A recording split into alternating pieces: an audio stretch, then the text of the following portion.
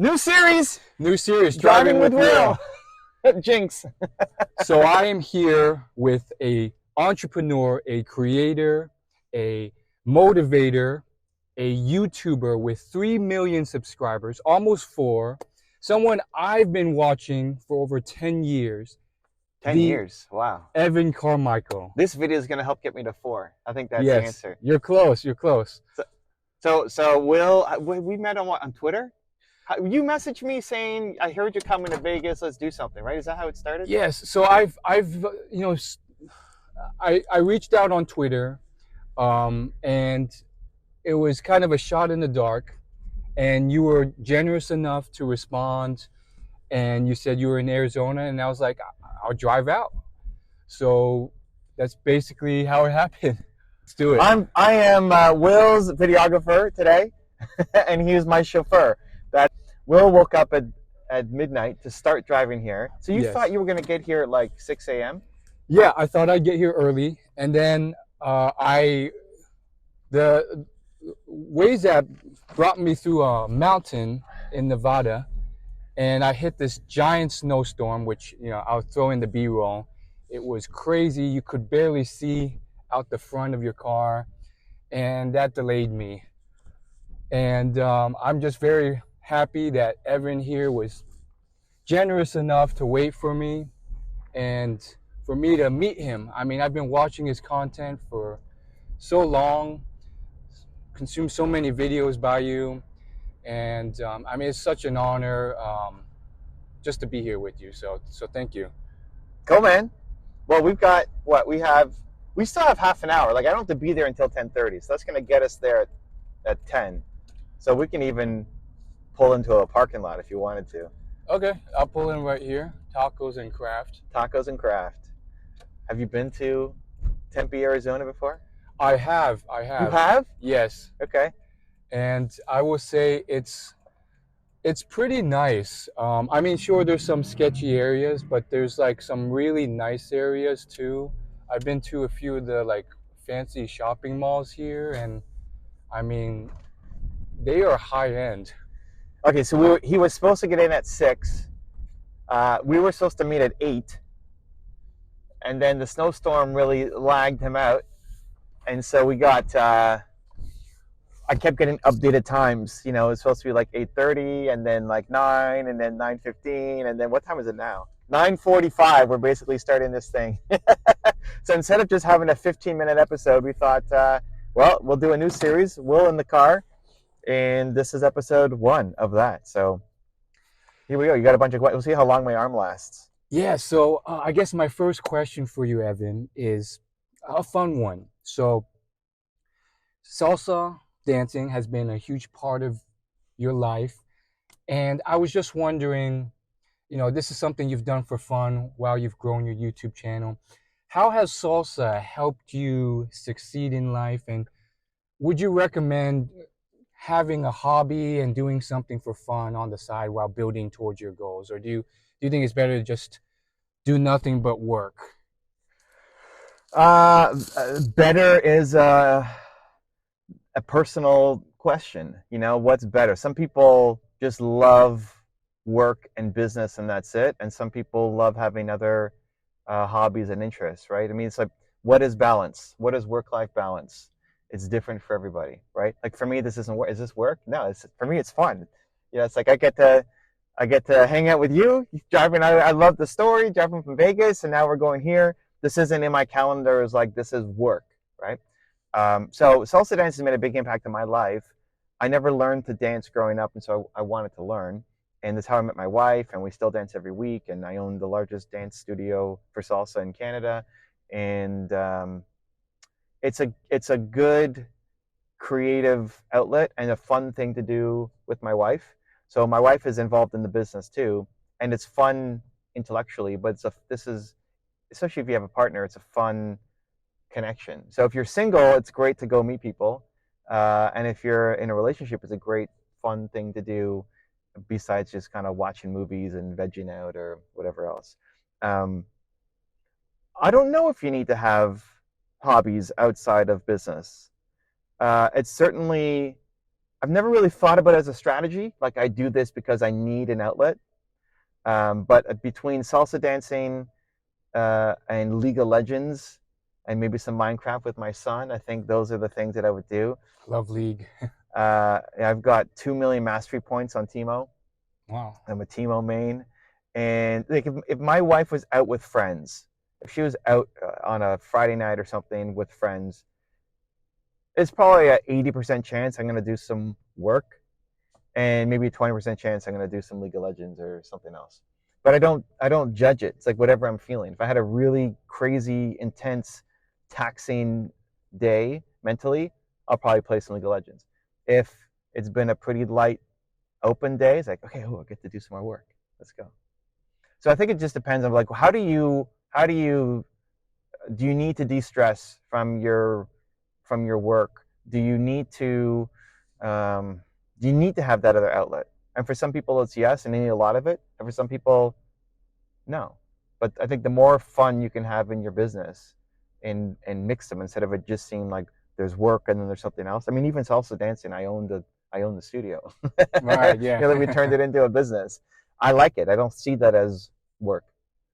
Awesome. Oh, I gotta make sure I'm holding the camera properly here. It's a little off.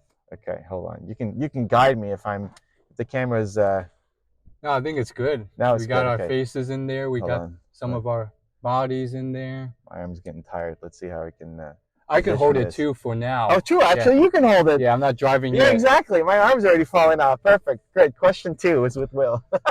So you have such longevity on YouTube, and I think that's extra special. Not only have you hit a subscriber count that's rare, but you've stayed on YouTube and stayed relevant.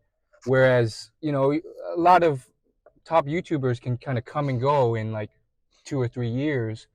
So how have you been able to reinvent yourself and keep up with the different changes and trends and demands of content over the last 14 years, basically? Yeah. So what? I started in 2009. There, at the beginning, I wasn't having success. You know, like at the beginning, I had first year had 25 subscribers. 5 years in, I had 2,000 subscribers. Like, how long are you in on YouTube? Probably a little less than you, maybe like 10 years. You've been doing it for 10 years? Yeah. Wow. Okay, good. No, most Mhm. people I meet are, it's like, oh, I'm just starting, or, okay, so you've been, you've seen the game a little bit. Yeah. But in the first 5 years, I wasn't getting any traction. It was no results. It was no winning. It was me just doing it to do it, just to try to have fun. I thought it would help people. Like if 50 people watched the video, it's like, that's 50 people who saw my video. Mhm. Nobody had 1 million subscribers when I started my channel. It wasn't even a thing. Like 10 years ago, you like YouTube influencer didn't mean anything. Yeah. So it wasn't a strategy at the beginning. Now a lot of the OG people are leaving YouTube. They're quitting. Or they're getting burnt out. Yeah. I think what's happened more recently is it's starting to become more professional. So people who do what I do, they're building teams. And so it's hard for a one-person show to keep up unless you really love it. And if you love it, then it's easy to keep going. Like you don't burn out from things that you love. I've been making videos for 15 years. I still love it. It's like, let's do it. Let's do it in the car, whatever. Let's just make videos. It's awesome. I love it. I love helping if I can. But if you see it as work or it's just a strategy, you're going to give up. Like you never win. What Nick Peterson says, you never win the race that you don't want to be in. And so a lot of people are doing too much work that they don't like. Like if I was doing accounting, I would burn out in a day. But making videos is 15 years and I haven't burned out. Like I still love it. So like, do you actually love the thing that you're doing? You waking up at midnight to get here and you're all excited. It's because you love it. Where somebody else, tell them, so, and mention for work, right? Like, I need you to wake up at midnight and drive to Arizona through a snowstorm to pick up some guy and go to the airport. He's like, what? Can't you just call an Uber or something? But why? Because you love it, right? And so that's always the key to success and longevity, is that you actually love the thing that you're doing. The thing that's helped me over the years is I slowly replace me with people to do all the things I don't like doing. Like editing was the first one that I gave up. I don't like editing. I did it myself at the beginning. I used Windows Movie Maker, early school I or remember old that. school Yeah. software. It's like the easiest thing to use. It's not fancy at all, but just get it out there. Um, and I used Camtasia. I don't remember. Anyway, but then I hired an editor, and then now we've got multiple editors on the team, and I just have to film. Like if I was filming this, like, okay, great, done. Send off to the editor, and they're gonna go make it great. Uh, and so if I had to edit every video, it would take me way longer, and I wouldn't be as happy. And so a lot of the people who are quitting YouTube, either one, just don't love it anymore and haven't found the thing that they love anymore, because we evolve as people, we grow, we learn. Your channel is all about personal development. You're learning new things, you're growing, you're improving. You meet somebody, they give you a nugget. Like who you were 10 years ago is different than who you are now. If you still make the exact same videos that you were 10 years ago, you wouldn't be happy, because you grew as a person, but the work you're doing stayed flat. So my channel is always a reflection of the things that I'm learning and I'm curious about. And so that's the key to longevity, I think, in any business, in any venture, making sure that you're doing the work that you love. Awesome. Are there any like emerging YouTubers that you have your eye on? Because like for me right now, I would say like the Hormozis, Alex and Layla, Sam Sulik, very unique, unedited fitness videos, went from 0 to 2 million in a year, and then maybe Ryan Trahan.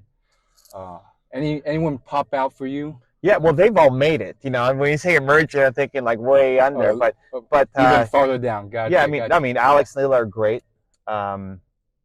Alex said some really nice things. I had Alex on a year ago or 2 years, I don't remember. And he said one of the things that motivated him to start his channel was an interview that Brad Lee in Vegas. I was on his show, and I said, hey, just make content, even if it's ugly, dirty, bad, audio or bad video. Like, it doesn't have to be fancy in thought leadership, because you have a message to share it. And so that was one of the things that Alex said inspired him to finally go and make his own channel. So he's crushing. He's probably in the entrepreneur space. He doesn't have the largest channel, but he's definitely the fastest growing, and I would say the one everybody is emulating. Everybody wants to be like Alex Hormozi now, so he's doing a great job. It probably used to be Gary Vee before that, Yeah. And before that would have been maybe Eric Thomas. Is there a gap? Eric was like the OG thought leadership speaker. Want it so bad that you can't breathe. After him, I don't know. I don't know if there's a gap between Eric and Gary. There might be. Grant Cardone, maybe? Nah, Grant. Grant's great. Grant and I are at the same agency. And when I first joined the agency, I asked who's the biggest person on YouTube at the agency, and he said Grant Cardone. It's like, okay, I'm going to beat Grant Cardone and YouTube subscribers. But Grant's great, but I don't know that he was. I wouldn't put him as ever being like the top dog in YouTube creator land for entrepreneurship. Yeah, Eric into Gary. If I think back, I might find somebody else. But then Gary he's still great, but I would say Alex has passed him as being the number one guy. Who are the other two you said? Sam Sulik. Sam is great. I think Sam is great because he's also like the thing about Sam is it's raw, it's unedited. It doesn't mean that that's going to be a style that works though. It'd be interesting to see if that actually picks up. He is also a beast of a human, right? Like if it was me just going to the gym and like doing the exact same video, it wouldn't pop off. So to see anybody who is at the peak of their game, showing them doing the craft can be inspiring. But I don't know if that will be a trend. True. Versus him just doing well. Like I think if you thought of who else is, you take an Elon Musk or whoever, if he just had a constant live stream at his office that would pop off. People would watch. People Yeah. would watch, but it doesn't mean that that's the strategy, that's the Yeah, style, I right? couldn't do that myself. I'm not Elon Musk. Right. So it's like this guy is a beast, and so seeing him lift whatever is great, and people want to be like him. I think honestly, if he made more edited versions, he'd be even bigger. Hmm. It's harder to digest and consume. So I think if he, it doesn't mean you have to go full on Mr. Beast, like crazy jump cuts everywhere. But I think if he edited his videos or had somebody help him edit his videos, he would be bigger. Alex is actually a great example of that. Like if you look at Alex and his journey, he spent a whole bunch of years doing, I would say not whiteboard videos, but like what is it when you have the flip chart videos and sharing. And then he went just into his closet. He had his closet phase where he's like, there's nothing around him and he's just talking to the camera. Just unedited. Basically, like very minor. And now more recently, he's been doing a lot more edits, a lot more cuts, a lot more, and he's gotten a little bit better on camera. But by making it more produced, he's really blown up as well. So yeah, I think if he edited his videos more, like editing shouldn't be the main thing. Just get started, just post, just create. But if he edited his videos more, he would be bigger. And then Ryan is great. Just his entertainment value and his like lovability and just him taking risks. Like he takes the risks that we would never take. So that's, I think authenticity is definitely going to continue to be more and more important, where even something like this, like you sharing your backstory, and I don't know what you filmed before getting here, or filming through the snowstorm, or if you said, oh my God, I'm so stressed out, like I thought I left so much time and I'm still late and I hate being late, and like whatever that means to you. If you think about even like American Idol, there's the performance. You see somebody doing their thing and it's either good or bad, but what makes it special is the backstory. You know, like why do you want to be a singer and where did you come from? And so you'll always see them filming the families and the backstory before the person comes on stage, because that humanizes the person, which makes us get drawn into the story more. So I think that's going to definitely be a trend that continues. I don't really follow those other two. I stick mostly in the entrepreneur world. I love what Alex is doing. I love what Leela is doing. Up and coming in the entrepreneur world, who am I paying attention to? Sam Mullins is doing some. This guy named Will. I mean, Will is great. He's got this new series in the car that could be something. This honestly could be something, right? Like if you know somebody is traveling and you basically make a series where I'll pick you up and I'll drive you to your airport and we'll film the content. Obviously, we got to figure out the gear and everything. But this is great. This is like episode 1 where you share. I've seen it done with like tech and comedians. I've never seen it done with like entrepreneurial, personal development. The easiest thing to do is look at, you're in Vegas. Are you like in Vegas? Yes. There's so many people coming through Vegas because of events. Just go to look at the convention center and see what events are coming up. And like a lot of people will already have their rides like prearranged. They have a service or whatever, but it becomes part of a show where the hardest one is the first one. So like you film the first one. That's a good point. And if you look at who's coming to Vegas, they all have to go home or all have to be picked up. And so like you could be the guy who picks them up. Anyway, if you like it, if it's fun, but I like turning the situation into something fun, because this could have been super stressful. It could have been like you, like, oh my God, I don't have my camera, and what light are we going to use? And like, we only have 15 minutes now. What are we going to say? And by the time we set up, we got to leave. Versus, okay, forget the camera. We're just filming on the phone, and we're going to do it in the car, and we're kind of figuring out as we go. And that's how magic will often happen. Yeah, it could be the birth of a viral series. Yeah, like who knows? Like that's what entrepreneurs do, is like they turn the situation into something positive. So anyways, I know the original question was like, who am I pay attention to? I mean, the people whose video, I watch almost all of Alex's stuff. I watch almost all of Gary's stuff. I mean, I watch a lot of stuff because of the work that I do. I still love watching all of the classics, Zig Ziglar, Wayne Dyer, Earl Nightingale, a lot of like old school people, as well as love diving through interviews of like Walt Disney and Mm. just the legends. Um, uh, who can I give a shout out to? How about Brett? Brett, I forget his last name. Brett from is it WGMI? We're gonna make it. Brett from WGMI. Brett from WGMI. Brett something, it's a long name, from WGMI, creator on the rise. He's got 500,000 subscribers or 400,000 or something.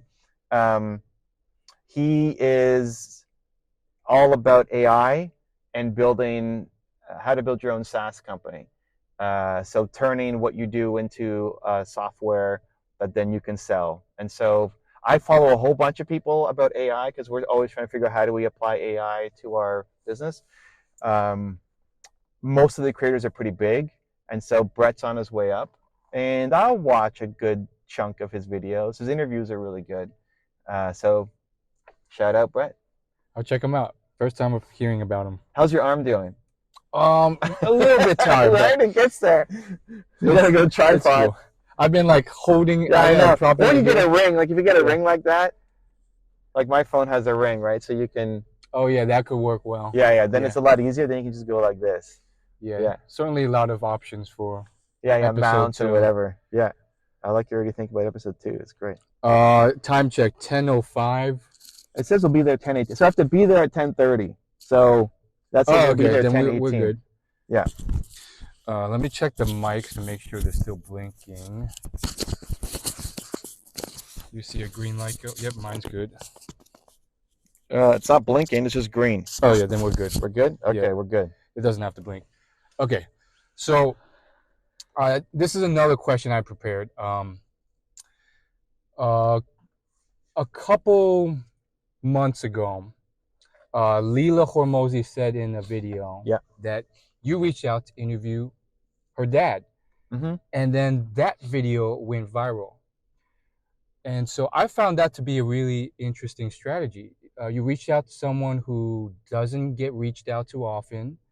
And, you know, through that, you get some unique content, and it really kind of also helps you build that bond with Leila. So can you tell me a bit more about that story? Because I was trying to find the actual video, and I don't know if it was lost or... No, it's not lost. So this is funny because people ask me about these things. It's like it's not a strategy. Mm-hmm. It's just kindness. So, like meeting you here. Like if this video goes and blows up or whatever, we end up being business partners or whatever. People, well, what was the strategy to meeting Will? It's like I don't know. I liked his energy, and so. Why not meet some random guy on Twitter and make a video with him, right? Like, I don't know. Like I put off another meeting today to do this as guy runs multi-million-dollar companies. But no, I'm meeting Will tomorrow right? Why? I don't know. It's just kindness. It just feels right. So there's no big strategy or story behind it apart than Layla posted on Instagram about her dad making a book. And he wrote a book. He's a professor, or was a professor, I forget. And he wrote a book about how to get an A in school. It's not really my audience. Like, my audience is entrepreneurs, right? So it's not really about how to get an A in your classes. But his name is Kurosh Nakshine. I hope I pronounced that okay. I think I did. And when I saw the post, it didn't do so well on her Instagram compared to her other posts. So I said, I don't know. I like this guy. Why don't I interview him? Like, give him some love. No strategic, like, hey, if you do this, I'll do this, or whatever. Mm-hmm. And I just messaged Layla. I mean, I message with Layla. I'm not her best friend or anything, but we go back and forth every now and then.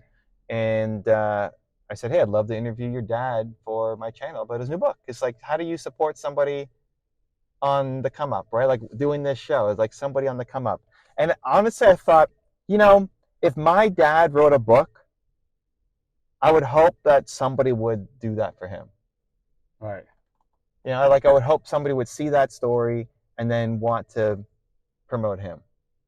And so, okay, if you hope that that's the case, then you lead by example. And so I was like, okay, I don't talk about school, but I could find a way to like make it work and apply it somehow. But the video, like you probably had a hard time finding it because we don't talk about Layla in the video. Mm-hmm.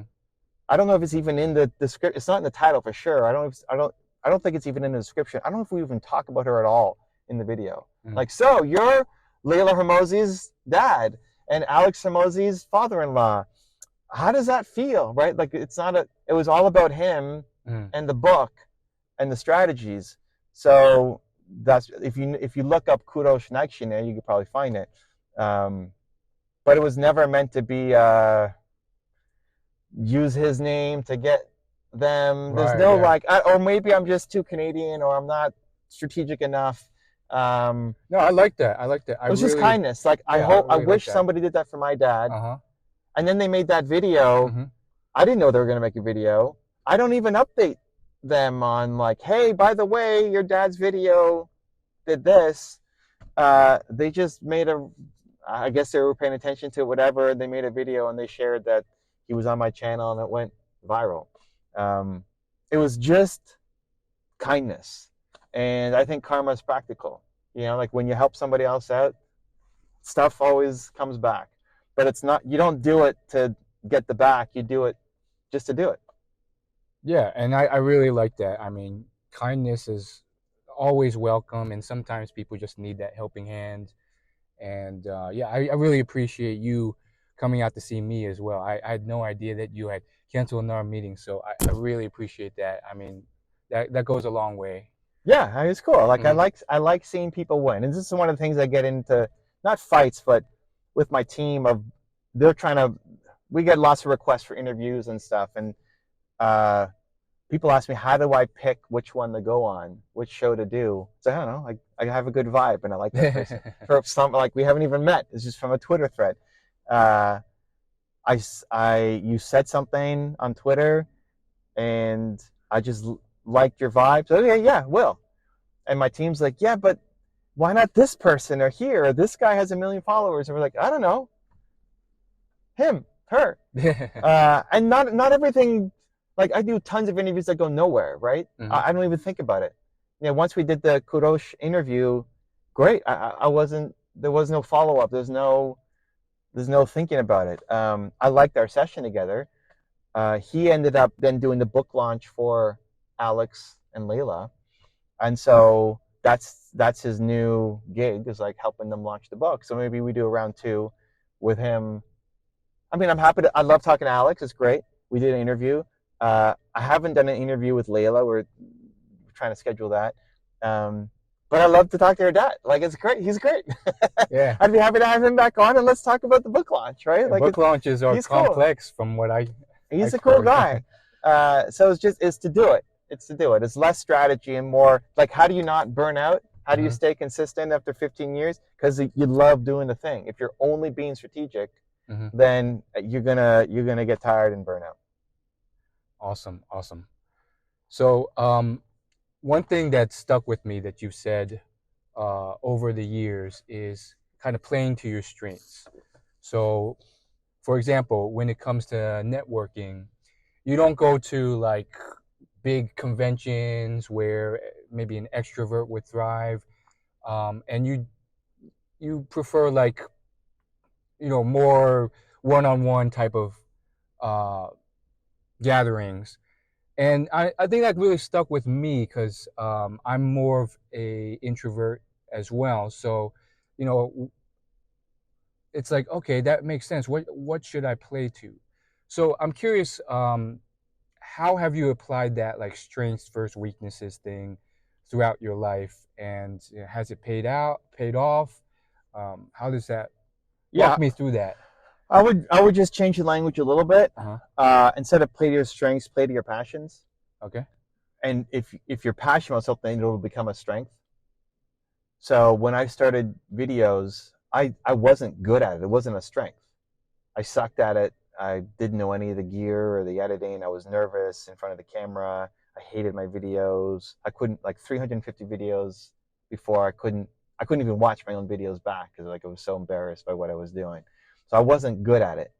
But if you're passionate about something, you can get good at it. Salsa dancing I wasn't good at, but I was excited to do it, and so I got better at it, right? Will in the car, right? Like the first episode is okay, and then as you'll just keep getting better, right?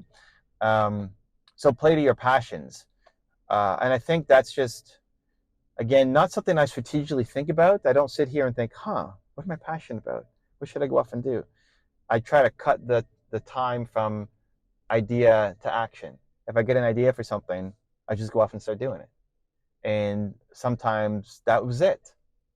And sometimes it turns into something much bigger. So lots of experiments on the YouTube channel too. Like people ask me, how did I start the top 10 series in profiling entrepreneurs? Well, it's because a friend of mine was making a comment about Kanye West, and I said, hey, you should learn from Kanye West. This was like years ago. And so the first top 10 I ever did was on Kanye West. Just for him. It wasn't even meant to be anything. It's just like, Mark, you need to go watch this video. Just for one person? Yeah. And I had something else planned that day. So he made a blog post about Kanye West and Taylor Swift after Kanye went on stage and it said Beyonce had the greatest video of all time. But he made that blog post like years after. It's like, why are you still talking about this, Mark? And you should learn from Kanye. Like the guy went from being a producer to a rapper to winning more Grammys than anybody in history at his age, to being an entrepreneur, to becoming a billionaire. It's like, for whatever you may not like about Kanye, he does lots of things that I may not agree with and says things that I don't agree with, but you can learn from his success. Like take any entrepreneur, anybody who's had success, you don't have to be them, but you can learn one or two things from them to make your life better. So I got so upset with my friend Mark that I threw away my day to then make this one video. Kanye West, top 10 ropes of success. That's still on the channel. You can go back and watch it. And then after that, we got so much feedback to say, oh my God, can you do Jeff Bezos? Can you do Dame Dash? Can you do whoever? It's like, yeah, it was fun to do, so let's do more. But it was no strategy. It was really just I was so upset at my friend Mark that's what I made. And that's turned out to be something iconic. Like for the past 10 years or whatever, we've been doing these profiles. Yeah. For some context for anyone viewing that, I remember when that was like the biggest thing, at least in the personal development field. Like his top 10 rules for success videos were like all over my recommended. There was like an era where he was like killing it. So it's crazy. Yeah. But not everything turns out like that, right? So we did a Shania Twain dance challenge. So Shania Twain is a country singer in Canada. Yes, I love her songs. And she had a song, I forget which one it was now, but she had a song that I was playing at the office. And a guy who was in my office with me didn't know the song. He'd never heard it. Like, how do you not know this song? This is a great song. And then he's like, nobody knows this song. Like, what do you mean nobody knows this song? So I went to my Instagram and made a story like, hey, do you guys know this song? Or it's like, I think it's great, and it's on repeat right now. Have you guys heard this song? And all of the feedback was, never heard this. And it's like, are you kidding me? Nobody's heard this song? So again, I decided to throw away what I was supposed to do that day and start what I call the Shania Twain Dance Challenge. And so I sent people the song, and I said, I want you to dance to it. Like, make a video of you dancing to it, and I'm going to stitch them all together into a music video. Shania Twain Dance Challenge on my channel. And so the whole day I'm on Instagram DMing people, messaging people. I had Alex, who's a friend of mine, entrepreneur. He was at the hospital. He runs my dance company. He's at the hospital visiting his mom. Nothing serious. And it's like, Alex, you're a dancer. Like, you need to do this.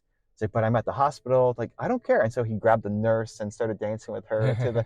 And so all these people, like in the car, they were dancing, and in their own environments, they're doing it. And so we, at the end of the day, collected all these videos, and my editor stitched them together, and now we had this Shania Twain Dance Challenge song. And afterwards, and the video did not pop or do super well, right? It did okay. And then afterwards, everybody said, that was so much fun. Like, I've never done that. I was so afraid to make a dancing video. I don't even dance. I felt so awkward. But then when I was done, I was like, that was great. Like, when's the next one? I want to be part of the next one, man. And I'm like, no, there's no next one. I don't want to be a dance challenge guy. Like, I did it because my friend didn't know this Shania Twain song, and none of you guys did. And then that's it. We're done. I haven't done a dance challenge since. And so that's where you can start to hate your business and burn out. If I just start, oh, that was interesting, people started having good feedback, I should just do more dance challenges, but I don't actually want to do dance challenges, then I will start to burn out from my own business. And so I don't overly judge the things. I'm happy to go off and give it a try and see what happens. And great things often happen.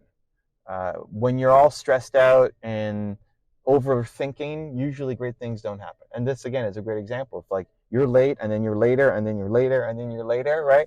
And they're like, oh my God, if he's like most videographers, he's going to come, and then we have to set up lights. It's like, he's going to have a 5-minute interview, and then I got to go, right? It's like, hey, I'm excited. Why don't we do Will in the car, and we'll see what happens? And you're like, yeah, it'll be fun, right? Now you end up getting like a 40-minute interview or whatever, right? and more fun. And maybe not as high production quality, but like this is how magic ends up being made. And maybe it turns into something. Maybe Will in the Car was awesome and is a whole new series, and you're working on gear and mounts and whatever else. Yeah, you never know. Or that's it. It's like a one and done. I had Evan in my car, and then that's it, and I'm never doing that again. But I don't know. But it's like you don't know until you start doing it. Right. Yeah. And most of the time we overthink and overanalyze and overprepare and over, and like nothing ends up happening. Speaking of, I think it's about time let's go. Okay, let's switch. Yeah. I'll hold. How's your arm? Not too bad. All right. When I hold it like this, like it takes all the pressure off. Okay, let me hold it. Let's hold my leg up and. Okay, we're now driving to the airport. Let's hope Will's a good driver. If I don't get back on time, he's going to have a very angry Nina Carmichael to deal with. But I think we'll have time. We should be good. Yeah, don't worry. I've never gotten into a car accident, and I've driven for a long time. I'm 31. Okay, here we go. I'm going to hold the camera, and Will's going to ask the next question. What are we doing, Will? Yeah, so one thing that I found interesting about you is the business side. So this is just looking from the outside, but it seems like you've built a really successful, profitable business. And I mean, that's awesome as a, entrepreneur and seeing your journey. Could you tell us a bit more about like how you built that and how you grew it? It seems like you work with various people to help with content creation and YouTube strategy. Tell us about that. Yeah, well, I mean, awesome. Thank you for noticing. It's funny, like, what is success? I mean, if I was 19-year-old Evan looking at the Evan today, it's like, oh my God, look what you've done. That's insane. And I also don't want to feel like what I have done is insane, because then it's a cap for what you can do going forward. So we've got, a bunch of subscribers. It's awesome. I have 42, 43 people on the team. Awesome. And I have to catch myself, because every time I think, wow, that's insane. Like, I have 42 people on the team. Then that means, like, how do I build a 500-person company? 42 people versus 500 is nothing. So if you think it's crazy, then you put the limit on the growth. How did I build it? At the top is still the passion for what you're doing, right? Like, this is all based off of things that I love to do and I love creating. Once you figure out a business model, so I don't like spending a lot of money till I'm making money. When you figure out the business model, then immediately I start looking for hiring people who can do the things that I don't want to do. So we talked about the editor. Like, when I first hired my editor, I went from a video a week to a video a day because I was spending too long editing. And it was a skill I didn't want to learn. Some people love editing. I don't like editing. I respect editors. I need to work with editors or artists and super talented. I just don't want to be one. And so by me being everything, I'm going to go slower. By me picking the things that I love doing, that I can become great at, that I may not have the skill set yet, but I want to develop it, then that allows me to grow. So editing, accounting, legal, like all of these things that I had no interest in doing, to now even like research and help with thumbnail designs and strategy and posting to other social networks and everything else. It's really just continuing to narrow in on what is a thing that you love that makes you great.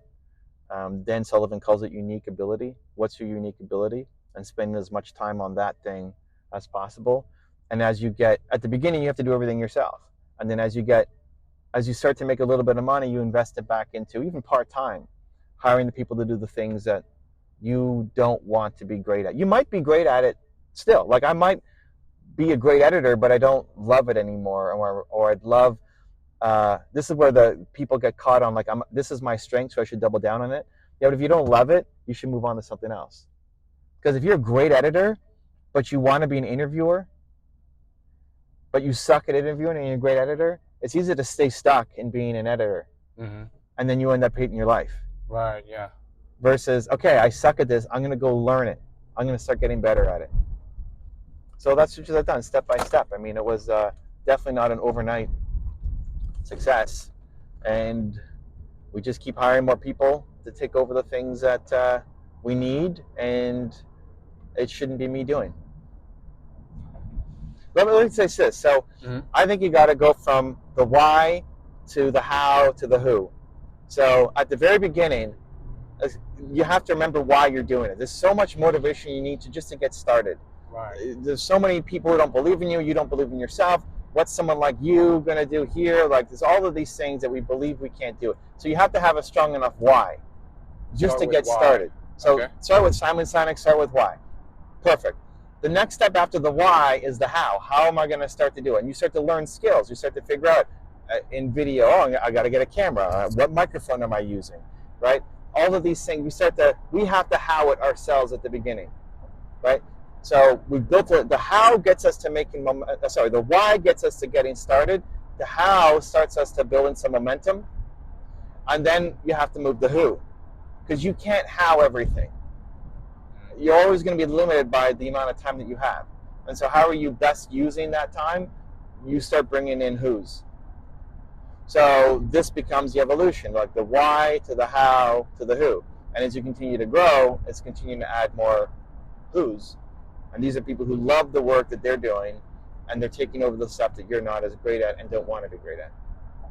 Yeah, and I love the idea you have, which is around finding your passion, because I feel like there's certainly people still to this day who give different advice. They'll say, like, you don't need to find your passion, you just need to find something that you get good at, and then that becomes your passion. So there's still like conflicting advice out there. And so I take it you're still on the school of thought that you really have to choose something you enjoy, right? Yeah, like you don't win at something you don't love doing. Like if somebody's watching this and they think, oh, I'm going to start my own YouTube channel. Okay, great. If you love it, you'll eventually win. Because like you, driving 9 hours to get here, for most people would be stupid and a waste of time. You're like, okay, I'm excited to do this. And you learn from the experience and you get better every single time. Totally. Even if it's not like working out, even if I had to leave early and you didn't make it, right? Like that could happen. Mm-hmm. Like, hey, sorry, man, like you were late and now I gotta go. And it's high in the parking lot. It's worth the risk. It's like, and you learn. You learn the process, and next time gets better. You have to go through these moments where you're learning and you don't have the skill yet, and as you develop the skill, you start to be able to create an output. But at the beginning, the output's not good. You're not getting results. And so why do you keep doing it? Well, because you love it and you want to get better. So that's how you win. If you are just starting something and it's just a strategy and you never love it, you wouldn't come and do this. Like you wouldn't drive out here to do it. You invited me. You said if I'm coming to Vegas that you'd love to connect and do something. Mm-hmm. I said, I'm going to be in Arizona. Do you want to come out and do something this weekend? If it was just a strategy, it's like, man, I don't know. Freaking Saturday morning. Right. Do I want to wake up at midnight and go do this thing? You know, what if the guy's a jerk? Wouldn't be there, yeah. Right? It's like you just won't put in the work because you don't love it. And we've all done that. There's been so many goals that we've had that are not real goals that we don't love, and we quit. But it's when the goal is big enough because we love it, and even the process of doing it, we love it. That's what's going to help you develop the skills to get good enough to be able to start to win. you're in any industry you go into, you're going up against people who love the thing. So if you are just doing it for strategy and somebody else actually loves it, you're never going to win. Yeah, that's a great point. You're doing a great job of balancing driving and listening and like figuring out where we're going. Yeah, I've never driven Uber before, but I feel like I'd be pretty decent. I took an Uber back from the restaurant last night, and I was talking to this guy, Hunter, and he's got a great story and great conversation. I was like, dude, you should start your own YouTube channel, driving with Hunter, and pick up people with your Uber and see if they want to be filmed and have conversations. Like, people would watch that. Do you find there's a lot of people you meet who say they're gonna do something and then they never actually take action? Yeah, that's called being a human. Mm-hmm. You have said you're going to do many things and have not taken action. Right. Mm-hmm. I have said I do many things and I'm not taking action. And they're usually things that are not important enough to us. Mm-hmm. There's many things that I've said that you've said, like, we're going to do that, and then we don't do it because they're not important enough to us. And so it's like, as you hopefully get older and learn more about yourself and dive into self-awareness, that you're picking better goals. You're picking things that actually mean something to you and are worth following through on, because you start to teach yourself that you're the kind of person who follows through. Even you in creating your account, no excuses will, right? Like, mm-hmm. you're reinforcing every day that you don't want to live a life with excuses. Mm-hmm. And so when I didn't know what your Instagram handle was, so I made an Instagram story from my hotel this morning saying, I'm meeting this guy Will and we're going to figure something out. Oh, cool. And then when I found you on Instagram, said, oh, his name is No Excuses Will. He has to show up, right? It's like building the identity that you have to follow through and you have to show up. I often meet people who don't follow through, and it's either because they don't want it enough, they're not passionate enough, they're afraid, they're living in judgment, right? Like, oh, it won't be good enough. And so usually the key is just immediate action, some kind of momentum. Like, take the first step. The first step is the hardest step.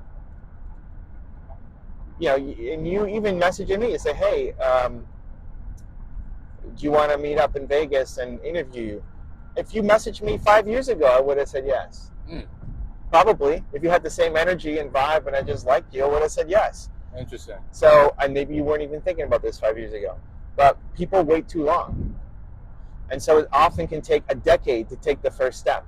Interesting. But once you take the first step, you're in momentum. So the first step is the hardest step. Which is probably why I like helping people at the beginning. It's like why, back to your question of reaching out to Leila Hormozi's dad, right? Because I figured, hey, I wish somebody would do that for my dad if he was promoting something. And if I have him on, maybe somebody else has him on. Yeah. If I come and do Will in the car, maybe somebody else does Will in the car, right? And it just starts building the momentum for people, because that first step is the hardest step and a very meaningful one. Yeah, it reminds me of a tweet that you tweeted back to me a few years ago. And it was basically something like, you care more about impact than money. Can you talk a bit more about that? Like, are you more motivated by just making a legacy for the world? Or? So I wouldn't frame it as legacy. I don't worry about legacy. For me, legacy I think of as like when I'm dead, what are people going to say? And I don't really care. Like I don't need a statue of me or a street named after me or whatever. Right. It's like, what kind of impact can I have while I'm alive? And I think that honestly, it's everybody. Like people want to feel like they're doing something that matters. And my book, Built to Serve, is like, that's the idea. If you're not happy, it's because you're not serving, either on a big scale or serving the closest people to you. So money's a funny thing. People have weird views on money. Some people are taught that money is everything.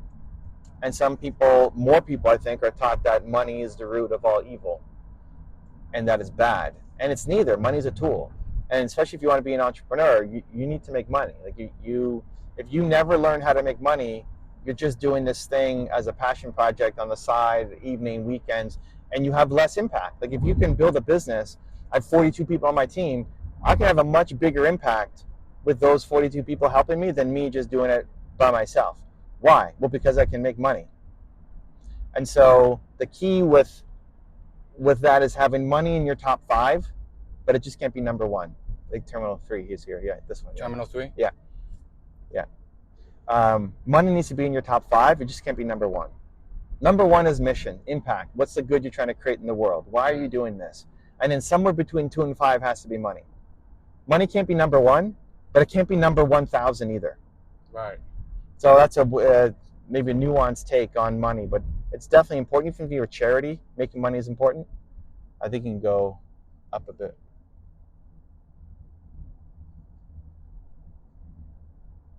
But anyway, that's my thoughts on money. We're here at the airport, and now we're trying to figure out. No, this is taxis. You got to keep going.